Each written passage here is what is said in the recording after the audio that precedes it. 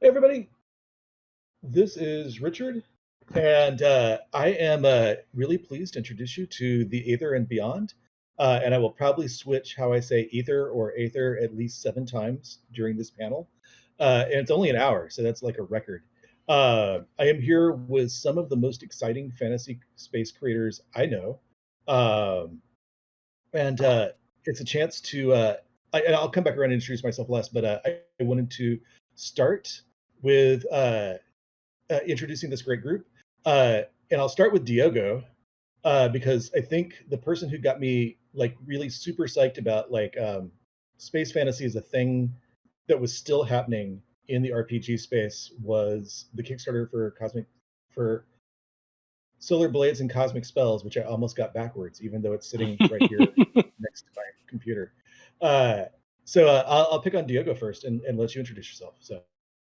Oh, hi. My name is Diogo Nogueira. I'm a author, game designer, and graphic artist from Brazil. And I choose really complicated names for my games. And I'm trying to rethink that and trying to come up with better names for my new games. It's too long. Sharp Swords and Sinister Spells, Dark Streets and Darker Secrets, Solar Blades and Cosmic Spells. So I'm trying to keep them small now, like Sword Quest or The Dead Are Coming or something like smaller. And I made the Solar Blades and Cosmic Spells because I've always been fascinated with science fantasy. Like I'm a huge Star Wars geek, and not that kind of fan that criticizes every little thing. Like the new movies. I like everything. I like the prequels. I like the new movies. I like the comics. I like the cartoons. I just love and it's fiction. So if the new films don't align with the older ones, I don't care. It's just fiction. Like the Star Wars Visions now, it's just completely different from the movies, and I love it anyway. And Stronger Blades, it's like a mixture of the stuff I like from fantasy, like from dark fantasy, and with Star Wars, with heavy metal comics, Metal Hurlan, with which I studied a lot on my college years because I had an incredible professor that knew a lot about comics and artists in general, and it's inspired by 80s cartoons too. And I just love to mixture this fantasy and science fiction to make something unique and something that can go pretty much anywhere. I mean, if you just go science fiction, just fantasy, you limit yourself what you can do. With science fantasy, you can pretty much do whatever you want and still have some feelings because you can set some key elements and make it unique and somehow. So and I wrote House of the Blood King recently, which is kind of a horror science fantasy kind of adventure of like space dimensional hopping vampires and this living manner they live in. So yeah. Any winning Diogo Nogueira. So, Oh yeah, I forget that sometimes. uh, and Nora, if you don't mind being next. Not at all. I'm Nora. I write Monkey's Paw Games. So my big thing was recently for science fantasy was Unconquered, which is almost done for print copies. The free rules are out, and people have been really excited for that. But I was drawn to science fantasy because I grew up on like I think one of the first comics I ever actually read was an old edition of Weird Tales and like stuff like Spelljammer and like John Carter of Mars and all that kind of stuff. And like Diogo was saying, it's such a fun blend of like your favorite parts of science fiction and your favorite parts of fantasy and like and so I've just been really interested in stuff like that kind of expansion of like weird science and magic and like sort of pulp novels and pulp art and 80s cartoons and heavy metal and all that stuff. So that's mostly what I do, but also again shout out to Solar Blades and Cosmic Spells, which is like I'll rant about it later. It's so good. It's so good. Thank you. And then Sarah and Dan of Planar Compass. I'll let you choose how. I'll go Sarah first. Uh, Hi, I'm Sarah Brunt. My pronouns are she, her, and I co-write Planar Compass with DM. I was drawn to weird fantasy and science fantasy, um, a lot of pop culture and a lot of novels, Star Wars, Star Trek, kind of blending together with watching Ralph Bakshi's Wizards at a way too young age.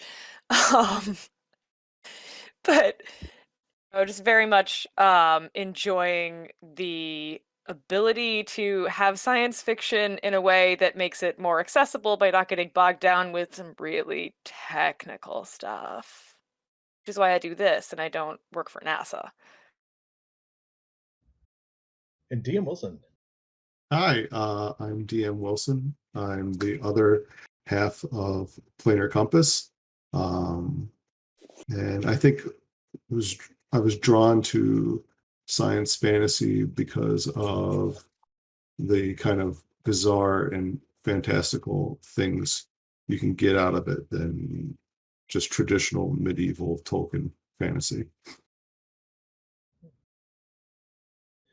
Um, so I think I had a few questions prepared, and I think we're going to go kind of. Oh, and hi, I'm Richard Ruane. My pronouns are he, him. I just created Enoch's Week. It is in sort of a beta format right now on various shops. That is text only, but it is in layout right now. It just got it back from Jared Sinclair, who is an incredible editor that I know several of us work with. Uh, and pass that on to Sin, who is an incredibly talented graphic designer. And I did a cover reveal a few weeks ago. And I was always fascinated by Spelljammer. Um, and then I started seeing all these other things pop up that were sort of Spelljammer adjacent, and started kind of going back and digging into um, a lot of things I'd always loved, and started seeing kind of the science fantasy, space fantasy, and kind of Sword and Planet elements, kind of binding together a lot of things I'd always really gotten excited about. Um, and So that was kind of where Enoch's Wake came from, and that's at a I won't like go into too much about that, but it was initially attempted to do Spelljammer with Traveler rules, and then I rewrote the Traveler rules, so broke that. Um, I think the first question I wanted to ask, and I think uh, Nora and Diogo already kind of hit a few items on this, but sort of really kind of digging into the weeds. What what besides sort of outside of the gaming sphere sort of got you interested in the idea of science fantasy or space fantasy? Um, Sort of what media or what's your personal appendix in?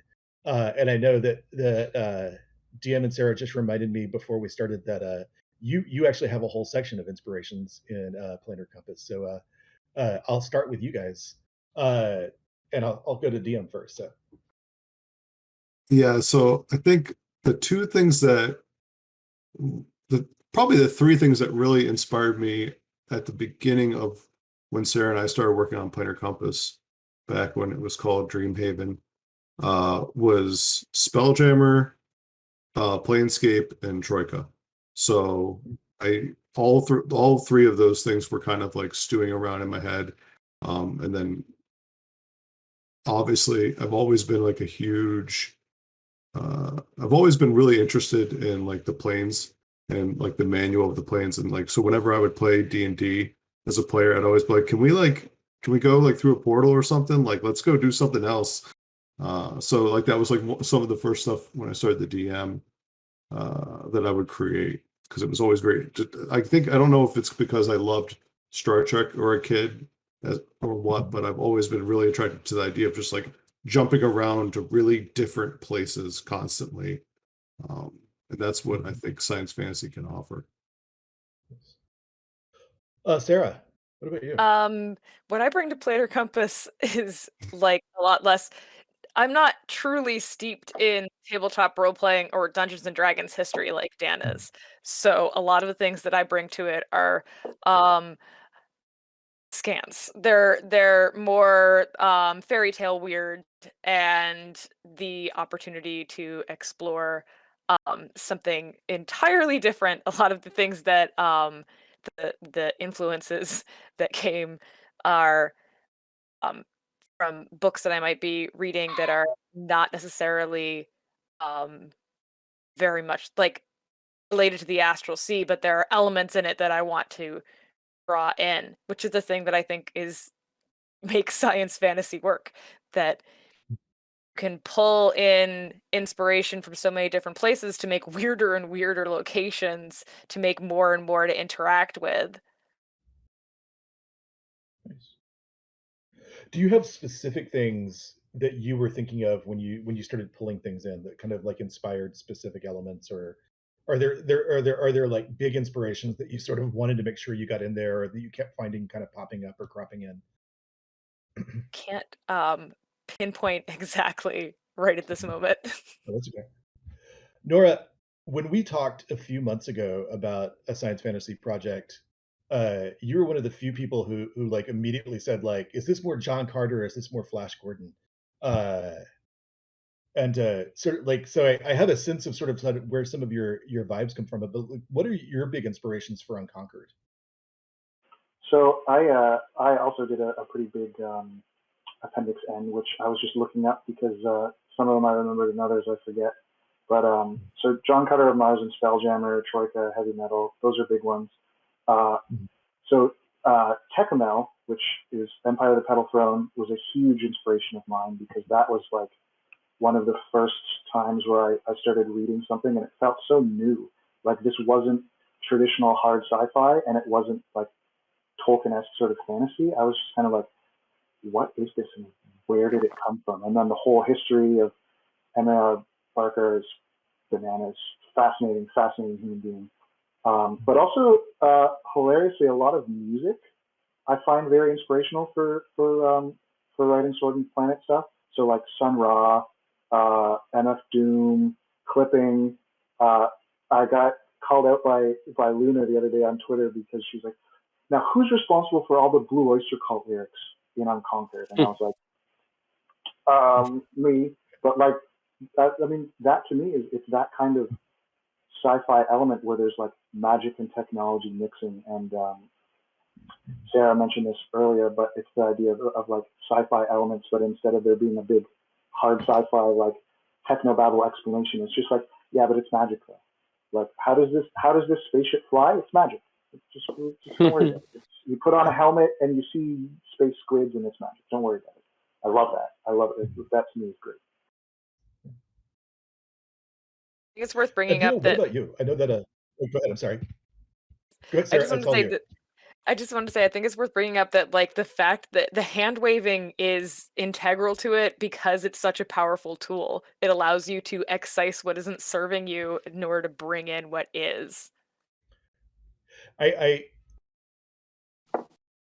People get a little annoyed at me when I remind them of this, but I'm like, most science fiction about space travel, especially interstellar space travel, is like, especially once you get past the hard science pieces, once you get to real space opera, most of the stuff we're talking about is science fantasy anyway, even though they sort of like put like a veneer of physics over it. Because we have no idea how we would travel we would travel, Yeah. across interstellar distances without like, generation ships or something like that. So Duko, what are some of your inspirations? I know you talked a little bit about some of them, but sort of digging in. Yeah. I mean, in gaming, there was like Dungeon Crawl Classics first brought my attention to this possibility of fantasy with science fiction. I'm a huge DCC RPG fan, so the Purple Planet one was really inspirational to me, and it was because of DCC that I started reading Appendix N. So I mean, Edgar Rice Burroughs. Jack Vance, and even the Dune series I read after DCC, and even Almoric from Robert E. Howard, but something that really stick to me for my childhood were the cartoons, like He-Man, the Masters of the Universe, Skeleton Warriors, Black Star, Thundar the Barbarian were all cartoons that I really loved as a kid, and are really a huge influence from the stuff I create until today. Like I'm making a game inspired by Teenage Mutant Ninja Turtles. I'm releasing a game of space dinosaur rangers inspired by dinosaurs, and there's comics too. Like there is after I wrote Solar Blades and Comic Spells, I got to know this independent comics called Space Riders by Black Mask Studios. It's fantastic. It has really bright colors and like this underground artwork by Alex Zirtis. I think it's his name. It's fantastic. Like it's the comics I wish I had the license to make an RPG about and use the Solar Blades and Cosmic Spell system, but there's like Metal Hurlan comics, like the heavy metal comics were all really influential to me. I read them as a teenager and I studied them at college, so it's really important to me. And movies, I mean, Star Wars, it's a huge influence on everything I create, I think. I didn't like Star Trek when I was like a teenager or something. I learned to like Star Trek after I was an adult because it's a bit more intellectual than Star Wars, and I used to find it boring because there isn't laser swords fighting and stuff like that. So I like Star Trek now, but there's the heavy metal, the movie, Dune. I really love it. Firefly, Mad Max. It's post-apocalyptic, and I think that's mostly it. For me, it's more like the 80s cartoons and the comics, and Dark Sun. It's really a science fantasy setting, right? And my first concept for Solar Blades was I want to make Dark Sun but in space. That was like the main concept of Solar Blades was just Dark Sun in space. Right. That transitions well to a question I was going to ask, and so I'll pick on Diogo first to like answer this question. In addition, like we always think of space fantasy or science fantasy as kind of a combination of like space opera with sort of high fantasy or magic, but that sort of like bringing in Dark Sun creates sort of like this magic outer space post-apocalypse. Yeah. In the built-in setting for Solar Blades and Cosmic Spells. So I'll let you talk about a little bit like kind of bringing in influences that are bigger than just like, oh, it's space opera but with elves. So like tell me a little bit about sort of like you went with a really weird aliens, some really cool weird aliens that are not like classic fantasy races that you might find in Spelljammer. Or even in Troika a little to a certain extent. So tell me a little bit sort of like what were some of the opportunities when you start hand waving sort of some of the science elements? What opportunities kind of opened up for you? Yeah, I remember when I was playing DCC with the folks from Metal Gods of Pure Hardad. We used it to say like all good fantasy is post-apocalyptic fantasy, like the stuff we really liked. It was really there was this great civilization of the past and this great cataclysm, and everything's fucked up. You're just trying to survive and see what's out there. So I wanted to do that, but with space fantasy. So and Dark Sun was perfect for that. Like there was this really huge empire, and they discovered sorcery, and sorcery spread out through the universe. And there was this really powerful sorcerers from the void that use technology to dominate the universe. So all the sectors of the universe are like domains of these people just trying to get by and fly from one sector to another and find some independent place and try to live your life while you can. And the technology is controlled, because if you have technology, you have some kind of liberty, although nowadays it's kind of the opposite, right? We're kind of being controlled by technology. But in the game, the powerful individuals try to control technology to limit what aliens and everybody can do. So I wanted to make a science fantasy game that is all these possibilities, but trying to still keep it kind of like retro, and technology wasn't really always the solution.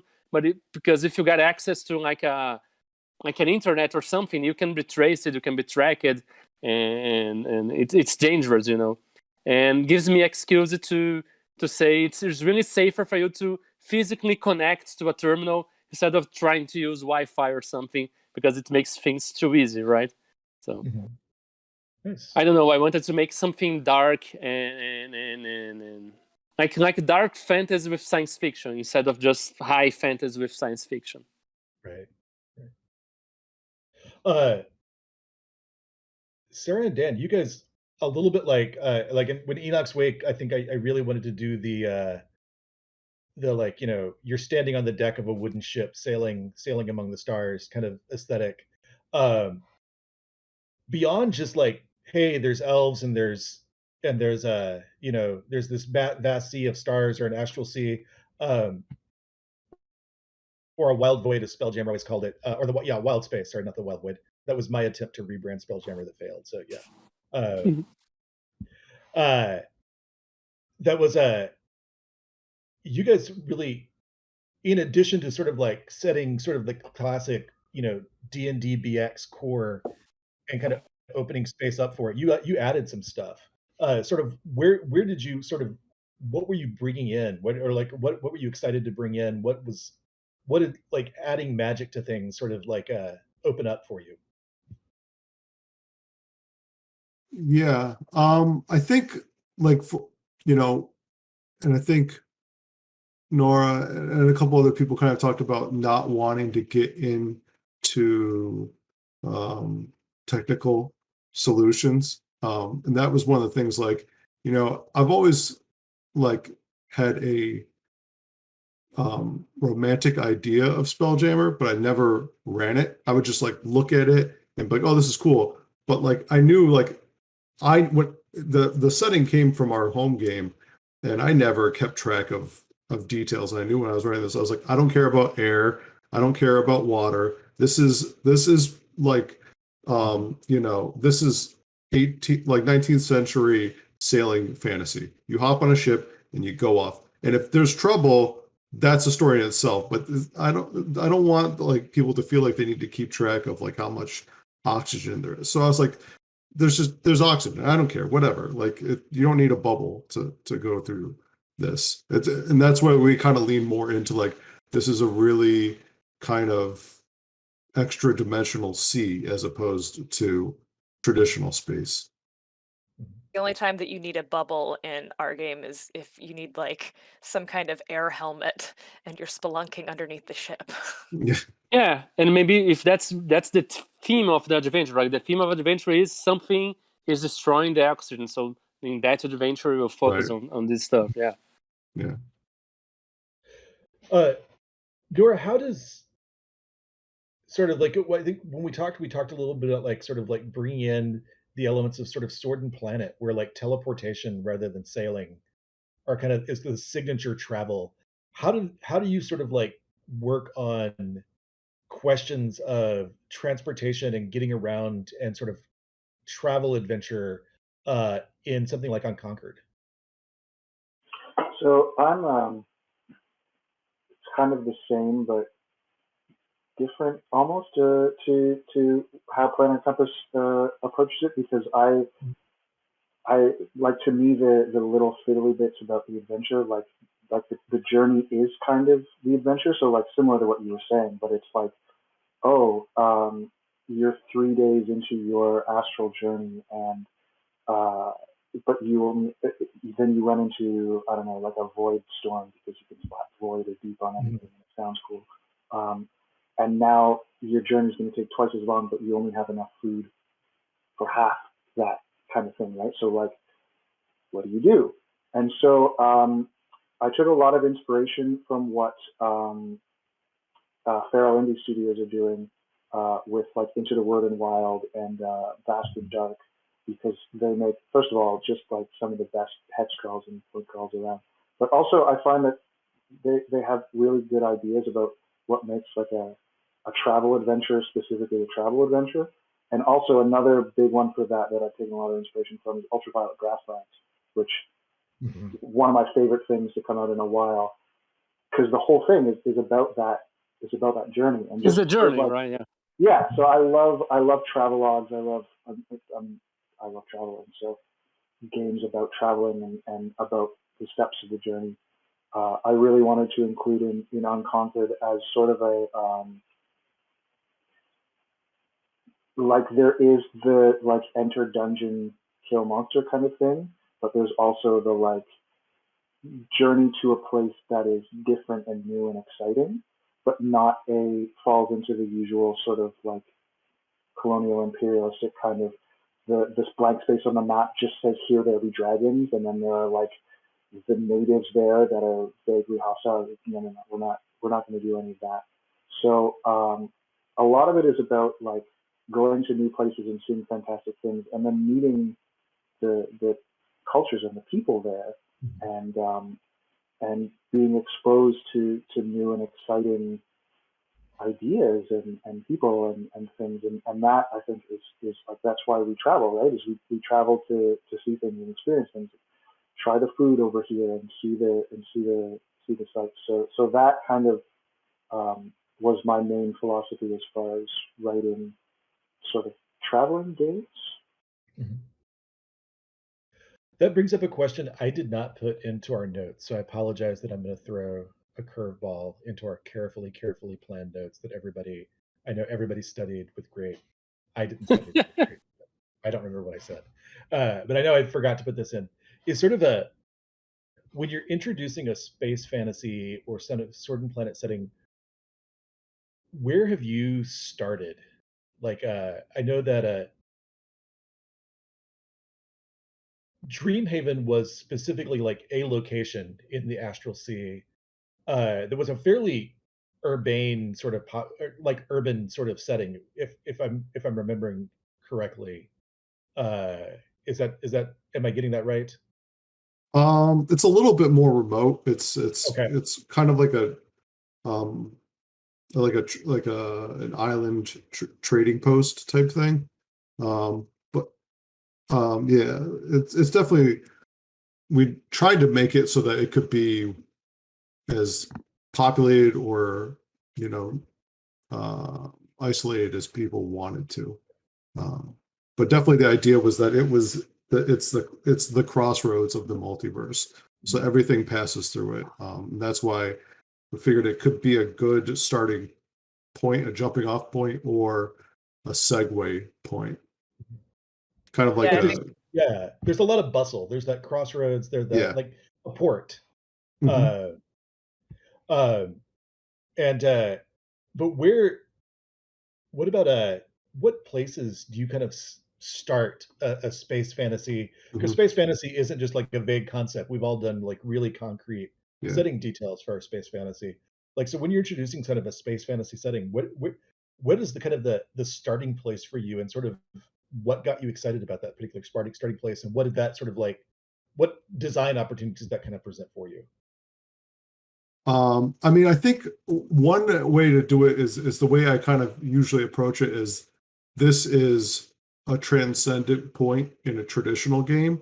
So you probably are like in some sort of medieval setting, and then if you really want to kick it off a notch, that's when a portal is introduced, or a Spelljammer ship or whatever, and that really takes it to the next level, right? And it opens up everything. You go from being in a kingdom to being in a universe, and then it can be, as Diogo said, Star Wars. You're hopping around from place to place and having all kinds of adventures.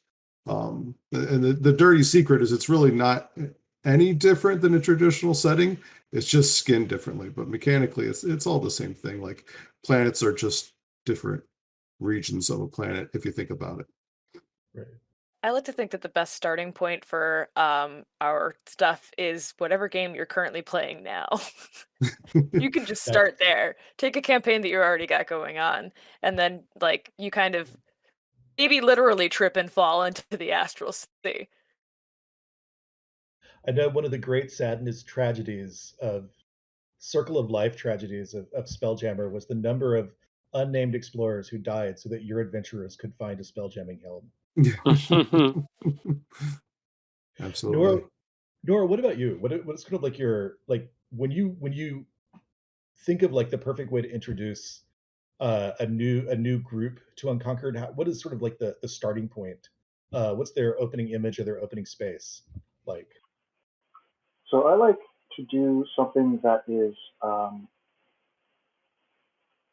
like very okay. So the first sort of exposure that I can really remember to like Sword and Planet things was in Baldur's Gate 2, when in one of the districts in the early part of the game, in the slums district, there's just like a giant silver sphere that's like phased into a bunch of buildings. And you go in and it's like a planar sphere that takes you on. There's like a whole adventure in it. But that to me, it's like that juxtaposition of the what you accept as being mundane, and then all of a sudden there's just like, what is that? And it's something kind of innocuous, and then like as we mentioned, you know, that it like takes you into this whole, you know, it's like the in Wizard of Oz when it starts off black and white and then like it snaps to color and then all of a sudden you're in this fantastical universe. And so I really like cities, especially kind of like crossroads cities, sort of. So for example, on Conquered, there's like the city world of Tower, because that's like one of my favorite sci-fi science fantasy tropes, is the whole planet's one city. And Tower is basically that, but it's basically just like it's like the crossroads of the universe. It's just a gigantic city planet, but it just keeps going up and up and up like a big pyramid, because pyramids and ziggurats are super cool. And so that is kind of, I wrote as like well, you can put literally anything on there because there's always another layer. It's like a big staircase, right? So I like kind of, like throwing people straight into the sort of fantastical and the weird, especially the weird, and then being like, because that's kind of a signal to be like, look, anything goes here. This, you know, you've got elements of your traditional fantasy, you've got sci-fi elements, you've got like acid punk elements, or like some Mad Max post-apocalyptic stuff. So like markets are great because there's you can have a reason for anybody to go to a marketplace, right? And you've got like that was actually one of the most fun random charts that I wrote for Unconquered, was like, what do you see at the marketplace? And that's all just stuff like, oh, there's a rhino person that's selling fine bone china with an expression on their face like they've heard the joke a million times. And that's pure Sword and Planet to me. You know what I mean? Like, that's fantasy. Yeah. You could put that in a fantasy campaign with like animal people or whatever, or a sci-fi campaign. This person's from a planet of rhino people that has now been exposed to this, like, you know, the joke kind of thing. Right? So that's where I like to start. Diogo, what about you? Where like you have a fairly robust, like, kind of galaxy spanning setting. What's kind of like your ideal kind of starting place for like for kind of introducing players to it? Yeah, well, when I'm introducing players to the game, I just try to use like a pitch. So I say, okay, imagine Conan the Barbarian finds this crashed spaceships, manage to press something, and it's trying to fly, and it's going to space to find this alien cybernetic sorcerer. So that's basically Sword Blades and Cosmic Spells. Like, it's technology, it's crumbling, and there's this cyborg sorcerers and aliens doing stuff. And like Nora said, I like to use like cities, and I normally start games and campaigns like in the Outer Rim, like in this ravaged world. Like it used to be like Coruscant, you know, it's like a huge city-covered planet, but it's all destroyed. Just small pockets of the buildings are still standing up, and it functions like a port for smugglers, criminals, and all this kind of stuff. And you don't go out of the main buildings, they are secured by these criminal organizations because it's full of mutants and horrible creatures and robots from the galactic overlord. So you have to stay there, and there's all kinds of people from different planets just trying to interact with one another, get jobs, and try to do something. And they go to a tavern or something to talk to their contacts, and there's always some rival group there that's starting to mess with them, and sometimes a fight breaks up or not, and if things turn south, their patron gets there and chew everybody out, and they start to negotiate what they're going to do or something. So they get this notion that there was this huge ancient empire that technology was abundant, but something came up and destroyed everything, and now they're like fighting for scrap, you know. Yes. I also sort of started with a trading center. Like Enoch is I decided to like start with characters who know they're sort of in a void faring cosmos, but I really kind of love starting with a city, which is really challenging because then I love the city and all the players want to go to space. Yeah, I mean, for Cosmosaurus, when I'm starting to play now, you're just gonna start something in the academy. Maybe they're training. They're going on their first mission for the Cosmosaurus, force, and it's more mission based, at least in the beginning. So. Nice. I think Mickey, we're ready for audience questions. I saw Dr. Lisa Paddle had a question in there, but anything else? I paused things. So I'll ask you for the anything else. Mhm. Okay. Mhm.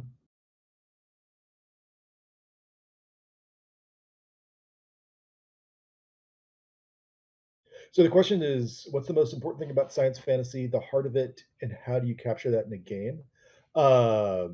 And I will also let the audience know we've got about 13, 14 people in there that we are open for questions. So please type them in. But really, I think for me, the heart of science fantasy is just kind of opening up the weirdness of possibilities and the weirdness of like historically science fiction and fantasy were not these kind of disparate genres that didn't talk to each other. Even people that we associate with like modern fantasy or quasi historical fantasy like Lovecraft, um, we're definitely playing around with science fiction themes. And I think as you get into sort of revisionist cosmic horror and revisionist cosmic fantasy, you start to see a lot more really interesting things uh, open up about like uh, Ruane Imris, um, in which you write novels in a cosmic horror or Lovecraftian setting, but you're writing them from the position of sort of the deep ones, or your main characters are deep ones, and you're looking at sort of drawing parallels between experiences of oppression and sort of living with communities that have been devastated by mistrust or bigotry, and I think for me a lot of space fantasy and cosmic fantasy just kind of open up bringing in and revising and reinterpreting the way uh, we frame a lot of the interactions between disparate genres, and you kind of push all these sort of aesthetic choices together, and that kind of creates a dialogue between them that is both kind of big and gonzo and zany, but also um, starts to question sort of the assumptions that sort of underlie kind of the original writing of the genres. Um, so I'll pass that question on. What is the heart of science fantasy? Uh, and I'll pick on Nora first. So what I was going to say, actually, it's funny because this answer works for both the last question and this one, but because it was brought up like starting points and cities and stuff, but it really, to me, the perfect starting point and really the heart of what I think captures science fantasy is the cantina scene from Star Wars, because it's such an iconic scene and it's such a sense of wonder. Like I can remember, I watched that movie when I was little, and watch that movie today, and still be like, I want to know the stories of like everybody at this cantina, like the little bat dude that's like drinking with the anteater person, and I'm like, I want to know what their deal is, and the band, like, what does the band think of this, right? Like, there's people getting their arms cut off and stuff, and this band of like of musicians are just like, yeah, well, we get paid crap, but this is kind of our day to day, right? So it's like,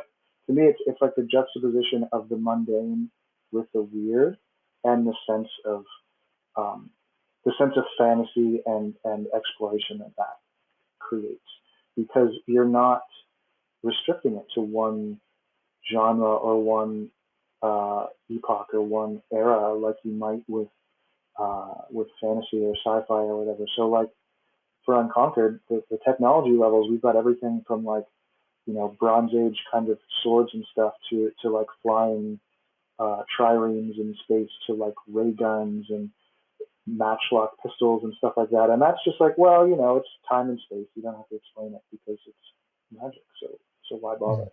And that I think is a big part of just like buying into the Gonzo and that sense of exploration. And yeah, I think the cantina, the Star Wars cantina. That's if I had to explain science fantasy to somebody, I would just show them that and be like, what's that? Sarah, what about you? It's really hard to follow that up because the cantina is really like quintessential. But for me, it's the joy of the unknown. It's that there's something else out there to experience and to see, and that maybe we don't necessarily have to murder it to experience it. The like just there's so many more worlds, and there's so many more, like when you don't get bogged down by or limited by how you're getting there, or will the air be breathable when I get there? And even if you do include that element, if that's what you're interested in including, it's, it's gaming without limits. It's something that allows you to explore endless possibilities and endless worlds and endless adventures, because things aren't boxed in. Diogo. I would say for me, like the heart of science fantasy for me is just to think about the relation between magic and technology. Like every setting has some relation. In this setting, they value more sorcery or more technology, or it's one. Why do we have technology if sorcery exists, or is sorcery something new, or is technology something new? How they deal with each other, and do they battle against each other, or they can align to do something more, or I don't know. For me, it's like the central part is it's how they interact with one another, their relations, their rivalry, or their history, I guess, too. And Dion. Yeah, I think as you said, Richard, I think it's interesting to note that like originally back in the day, these two genres, science fiction and fantasy, were almost one genre in most people's minds. In the pulp era, the writers were writing serials and novels that went on to inspire that first generation of RPG writers in the late 60s and the 70s. They were writing both, They were writing, planet stories, and they were writing, sword and sorcery stories. So it's natural when you read 70s RPGs to see science fiction elements. That generation didn't have that mental divide that seems to exist now. And I think when you're able to say, okay, both of these things can be points of inspiration. It doesn't have to just be Tolkien and Warhammer or whatever. Like you can take in Star Wars and Star Trek and everything else that's science fiction. You could do Starship Troopers if you wanted to. If you're So I think that is interesting to me because horror too, right? Yeah, you can absolutely just mix it up. Yeah. So I think that they're both natural. I think they naturally combine because they're both speculative. They're both questions about, what could exist, not as opposed to what does exist. Something before we go to the next one, something you said, Sarah, reminded me of novelist Becky Chambers, who technically I think self-identifies as science fiction, but there's that humans interacting with things that are strange, foreign to them, but also significantly larger, older, and independent of them. So that there's humans interacting with a world, with a universe that is that for which humans are not a very important part of the whole. And so you Yeah. get these things. It's just like defocusing on humans, sort of cantina scenes, uh, in Becky Chambers' work. But I think that sort of definitely, and then there's a lot of crying in Becky Chambers' work. It's funny There's a lot of because yeah. Oh, sorry. it's funny because there are some weird fantasy things where it's always like one person who's new to this like soup Mhm. that has these many flavors, and I wonder sometimes why there aren't more interactions between these like interplanetary ingenues where like Mhm. your party is new to this and they just stumble upon somebody else that's new to this. Everybody is always like, that guy knows what he's talking about, which is just so much like real life in that everybody is Right. the protagonist of their own story and has no idea that everybody else is making it up too. Yeah. Like to engage with that on a different planet be fun. All right. Any more questions, Mickey?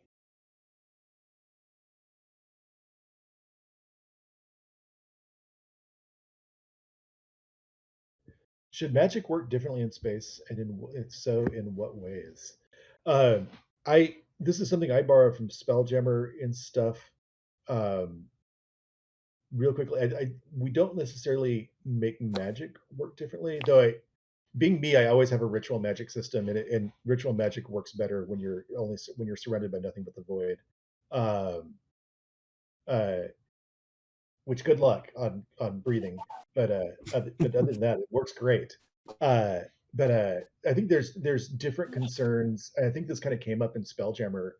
Uh, like one of the easiest things to do in the world is fire magic, and fantasy games are specifically filled with tons of fire magic. And if you are on a if you're on like a comet or a asteroid or a ship, you don't want things to just randomly start catching fire.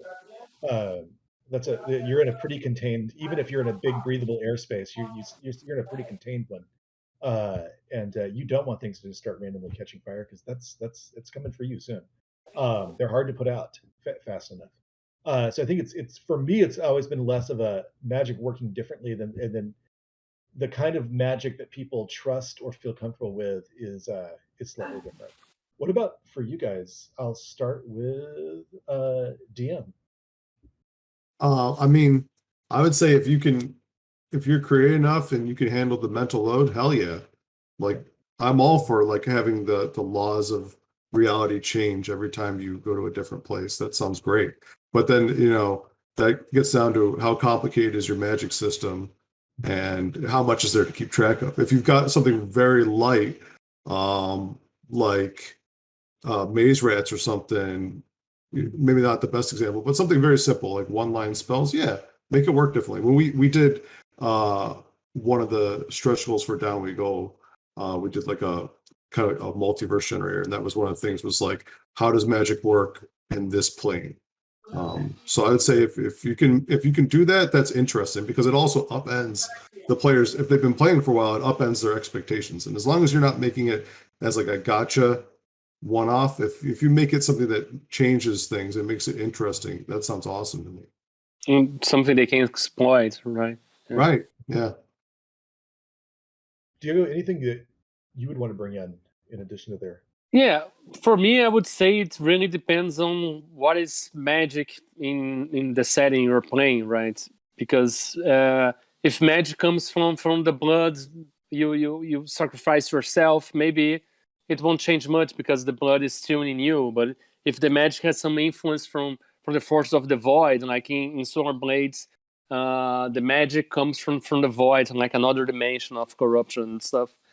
And of course, you can use, as they said, like, you can use small like rooms here and there, if that's important in the adventure. Okay, you're going to stop a ritual in a vortex of the void in this meteor that's floating in space. So maybe there, like, spells are more powerful, but they are harder to control or something like that. So you can increase their power level more easily, but if you fail, something catastrophic can happen. Or maybe if you're near like a dying star, you can harness their energy for something. So you can use small details to customize depending on the place you are. So as they said, try to create something small that can be exploited in different ways, and depending on where you are, I think that works greatly. But some settings, maybe that won't change too much, right? Especially set with psionics, right? Maybe psionics won't change much in space, and psionics, it's kind of magic too. So yeah. Okay. Sarah, do you want to add anything, or? I think that magic in space is, highly subjective to whatever flavor you're interested in. Like if you're moving through space between planes or planets, and your magic is like drawn from star bodies and it's light sensitive, and you happen to be very far between stars, it's probably very difficult to use that magic. Or if you land on a planet that has 6 stars that are going around it and your magic is based on darkness, you'd be screwed. Like, which I suppose gives you the inclination to find somewhere else to go. Nora, what about magic in space? I'm always a big fan of making things more weird whenever possible, and so like I really like games that do that. So for example, like in DCC or in the old Dark Heresy games where they had like the magic mishaps charts. I love that kind of thing, and so like tying it to like, oh, space is weirder, so magic is going to be weirder in space is always fun. Or the first thing that I thought of was in Slumbering Ursine Dunes, they have the chaos index where like as you do stuff in the dunes, things get like everything gets weirder, and I think stuff like that is a great it's a great way to gradually and then drastically introduce the concept of things being more bizarre and like magic affecting differently, and I don't know, like weird weather effects and stuff like that. Like it's a great vector for being like, oh well, I don't know, say your spaceship is leaking, like your reactor core is overloading and that's leaking reactor fluid into space, and that's created like a weird space oil slick that like monsters are coming out of or something, and I don't know. So there's like like the element of space as like this sort of third or maybe fourth dimension to the game and to the mechanics. I think you can add a lot more sort of random weirdness and elements to it that really help or really complement a Sword and Planet type game. So I think the last question we have is, what do you want to see science fantasy in the science fantasy genre in gaming in the future? And I think it's a great wrap up question before we head out. And I wish I had a D5 on my desk or a D4 on my desk that I could figure it quickly. But I'll pick on Nora first. So one thing that I've really like my introduction to science fantasy was like periodicals, like Weird Tales, and so I love when people are doing like monthly or quarterly magazines or whatever. So I really wanted to shout out to Leo Hunt, who does Vaults of Varn, because every single one of those is so cool, and they keep getting better and better and better. And so I love how the world of Varn is like being told gradually, and it's like something to look forward to, because that's like it's sort of like what Diogo got into with comic books, and it feels like, oh, there's a new Varn coming out. It's like, when you're a kid and you're like, there's a new edition of this comic book coming out, and you like run to the store to go pick one up. So it's that sense of like people doing smaller releases more frequently of just like little settings or little adventures or generators and stuff. I absolutely adore that. DM. Yeah, I definitely. And I think that's a great idea. I think it would be wonderful to see people do more serials. I think, that's what we're trying to do. You see a lot of one-offs, and the one-off stuff is always great because you can just come up with a really great idea. But I think definitely serials definitely lend themselves to the genre, and it harkens back to the pulp roots, which I think is at the heart of it in a lot of ways. I definitely would just love to see, like, because a lot of us are doing very adjacent projects, which is really cool. It's awesome to see everyone's different takes, but I think there's a lot more out there that we, we're in a niche of a niche of a niche. So it'd be wonderful to see other people coming in, from different backgrounds and different inspirations that can do something that hasn't even occurred to any of us. Because certainly in fantasy, there's so much fantasy beyond just North America and European medieval fantasy. And in science fiction, there's tons of science fiction. So there's got to be all kinds of interesting combinations and things to do. Not that like what we're doing isn't cool, but there's certainly more than you could do than just ships in space. So I think that would be exciting to see other people taking it to a whole new directions. Diogo.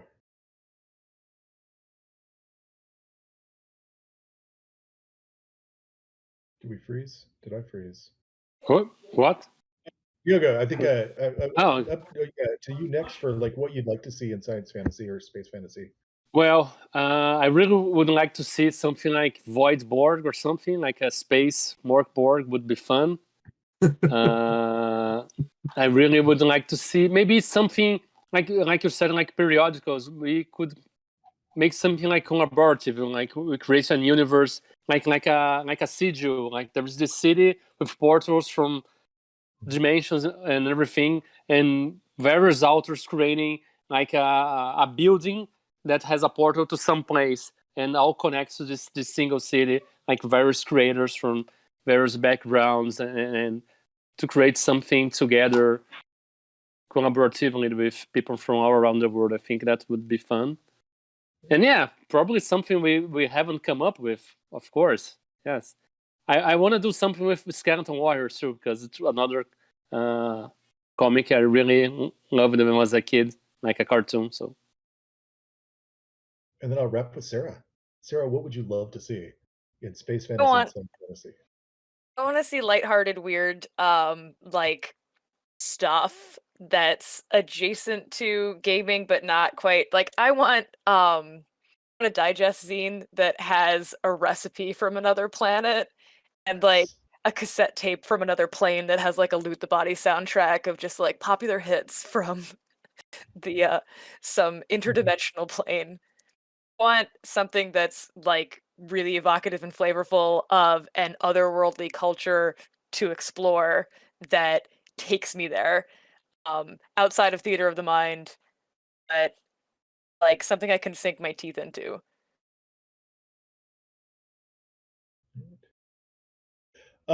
Mickey, anything else that we need to do before we go?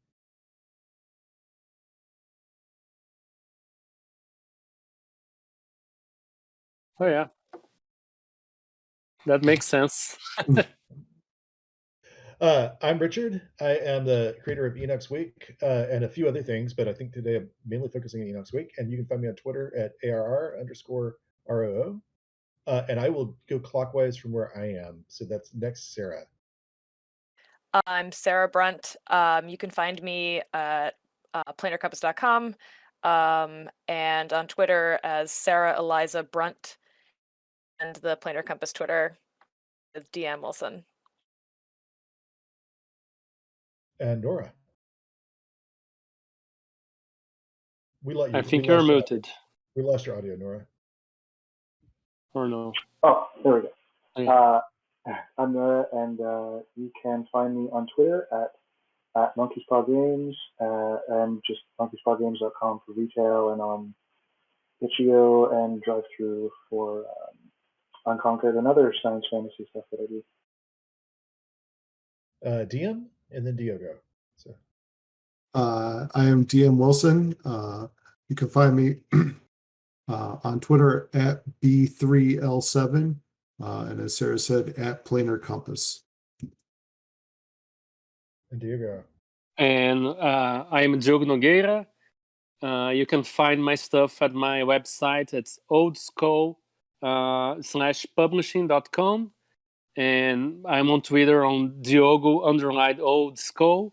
Like not old school, like it's like a school you go to, like a skull, like your skull in your head. So old skull.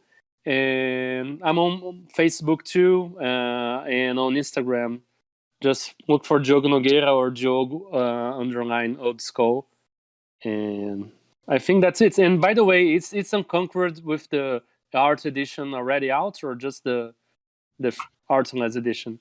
Just the free edition. The art edition, Okay. we're still finishing up the layout, and then hopefully we'll be able to dodge all the publishing problems that everyone's having. I will Okay. say that the Artless edition may be a misnomer because it's already a beautiful looking book. So, thank you all. Yeah, thanks for Thank you. inviting us. Yeah, thanks for inviting us on.